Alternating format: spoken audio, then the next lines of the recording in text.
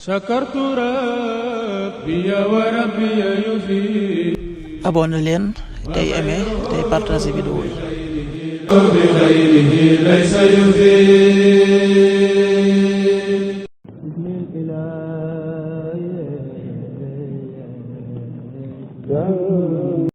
asalaamaaleykum mbokk yi, teel a dibéer fukki fan ak ñeent ci rabiul awal muy weeru gàmmu di ñetteelu weer ci atum junni ak ñeenti téeméer ak ñeent fukk ak juróom-ñaar ci gàddaay yonent bi sallallahu alayhi wa sallam dëpp ak juróom-ñaari fan ci weeru septembre ci atum ñaari junni ak ñaar fukk ak juróom.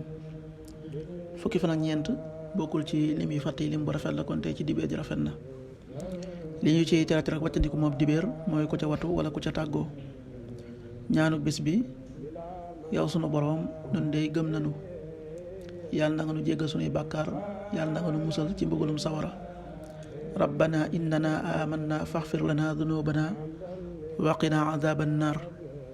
rabbana innana amanna faghfir lana dunubana waqina adhaban nar.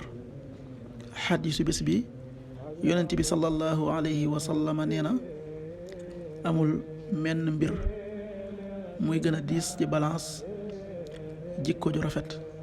xadis bi Abu Daawud nettali na ko. qaala rasulullahi sallallahu alayhi wa sallam: ma min cheyin athqalu fi lmisaani min xusni alxuluq.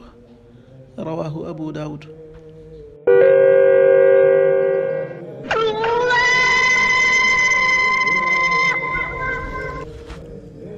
waxtu julli yi: suba waxtam dana tàbbi 5h41, juróomi waxtu yu tegal ñeent fukki simili ak benn. tisbaar 13h32, benn waxtu bu tegal fanweeri simili ak ñaar.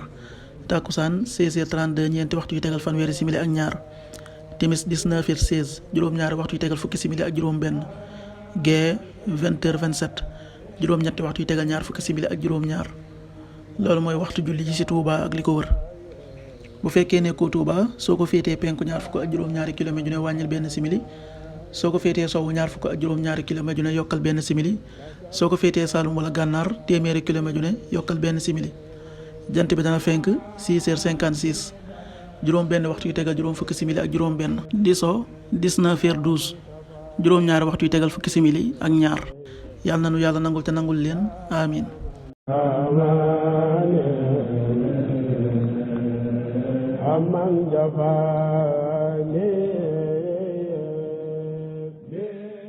sakartu rabbi wa rabbi yufi.